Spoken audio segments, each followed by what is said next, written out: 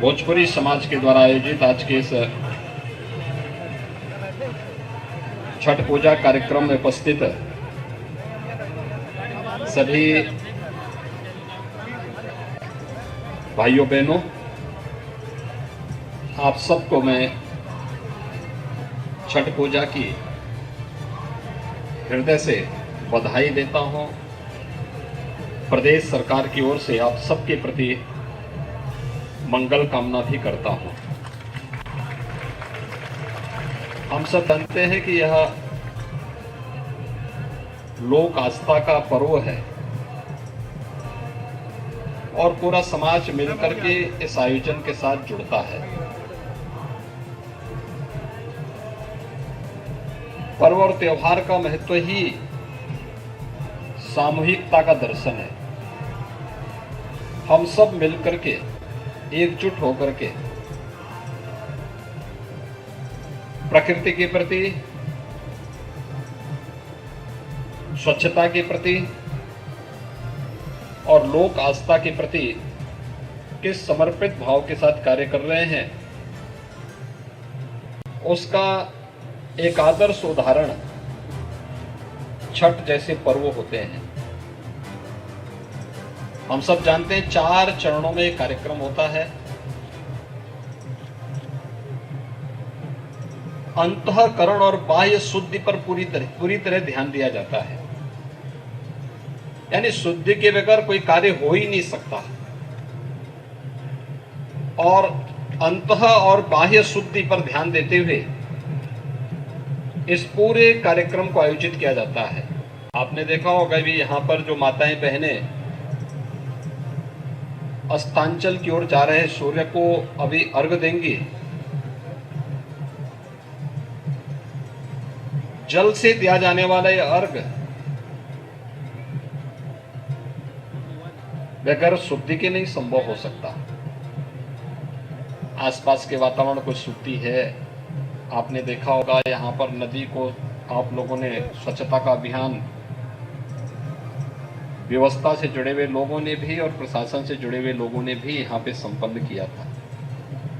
सभी लोग मिलकर के इस कार्यक्रम को आगे बढ़ाए और उसका परिणाम था कि यहाँ पर गोमती नदी आज शुद्ध दिखाई दे रही है और यहाँ पे सभी लोग बड़ी आस्था के साथ अपने पर्व और त्योहार के साथ जुड़े हुए हैं। कल सूर्योदय के पहले भी यह कार्यक्रम यहाँ पे संपन्न होगा और जहां कहीं भी भोजपुरी समाज है, देश में, दुनिया में, हर जगह, सब जगह यही सब चल रहा है। यही कार्यक्रम चल रहे होंगे।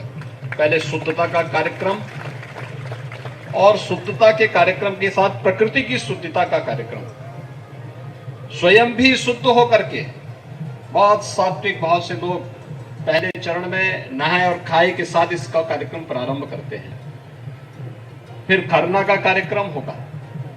आज अस्तांचल की ओर भगवान सूर्य को अर्घ देने का कार्यक्रम संपन्न हो रहा है और कल प्रातः सूर्योदय के साथ अर्घ देने और अन्य कार्यक्रमों को संपन्न करने के साथ छठ पूजा का एक कार्यक्रम संपन्न होगा। यही है लोक आस्था। आस्था व्यक्तिगत विषय नहीं हो सकता है। पूरे लोक को साथ में लेकर के चलने वाला ये पर्व एक तरफ प्रकृति पूजा के साथ साथ ब्रह्मांड के देवता सूर्य के भगवान की भी उपासना की हम सबको एक नई प्रेरणा देता है। सूर्य हमारी परंपरा में जगत पिता कहे गए हैं। इस सृष्टि की कल्पना ही नहीं की जा सकती अगर सूर्य न हो। कोई जीव, कोई जंतु, इस चराचर जगत में कुछ भी दृष्टिगोचर नहीं हो सकता अगर सूर्य भगवान न हो। और उनके प्रति कृतज्ञता ज्ञापित करके हम लोग जल का अर्घ देते हैं। एक एक कार्यक्रम संपन्न होता है तो प्रकृति के प्रति कृतज्ञता ज्ञापित करते हुए शुद्धता का कार्यक्रम भी है।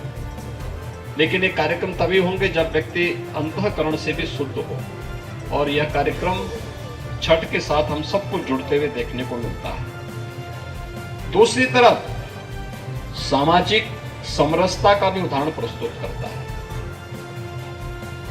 यद्यपि लोक आस्था का विषय है, हम लोग सूर्य भगवान को अर्घ देते हैं, लेकिन छठी माई जो जिनकी हम पूजा करते हैं वह सामाजिक समरसता की सबसे बड़ी प्रतिमूर्ति है।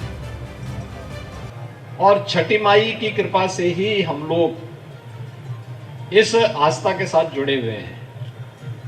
याद रखना, ईश्वर की कृपा बिना भेदभाव के सबको समान रूप से प्राप्त होती है।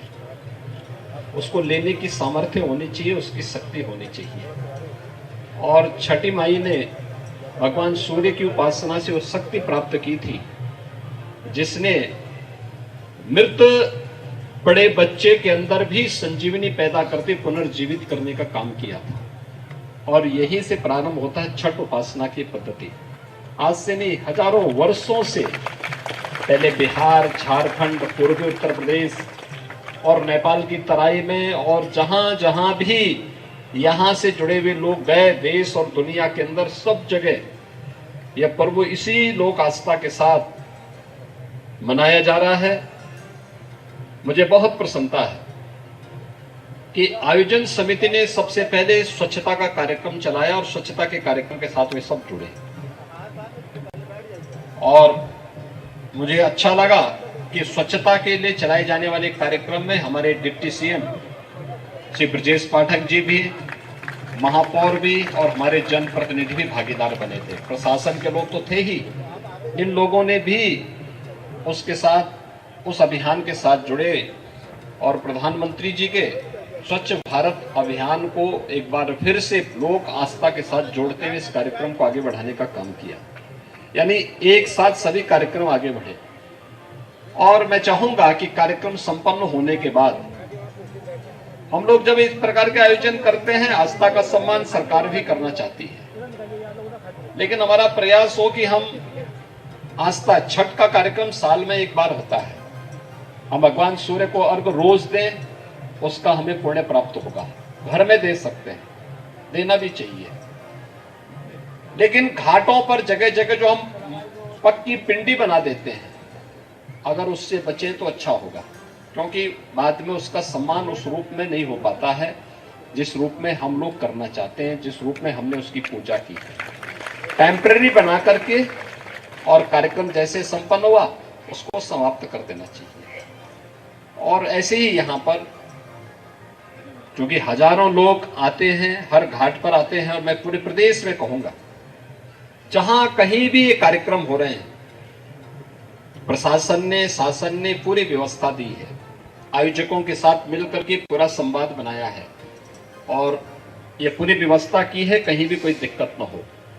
लेकिन कल कार्यक्रम संपन्न होने के साथ आज हम पूरी आस्था के साथ कार्यक्रम करें, व्यवस्था बनाने में अपना योगदान दें, सबकी सुविधा और सबकी सुरक्षा का ध्यान भी रखें।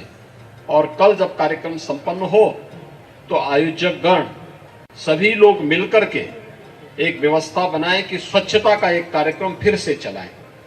कहीं भी गंदगी नहीं दिखनी चाहिए, जिससे हमारे पर्व और त्योहारों पर किसी भी प्रकार की आंच ना ले पाए। स्वच्छता पर हमारा विशेष ध्यान होना चाहिए, तभी इसका पुण्य हम सबको प्राप्त होगा। मैं एक बार फिर से आप सबको छठ पूजा की हृदय से बधाई देता हूं, आपके प्रति अपनी शुभकामनाएं व्यक्त करता हूं। और मैं आप सबको इस अवसर पर छठी मैया की कृपा आप सबके ऊपर बनल रहे, सबका जीवन खुशहाल रहे, आप सबके जीवन में उत्साह, उमंग बनल रहे। परिवार की खातिर कठिन व्रत रखने वाली माता और बहन लोगों को हमारी तरफ से विशेष मंगल कामना। छठी माता की जय, भारत माता की जय।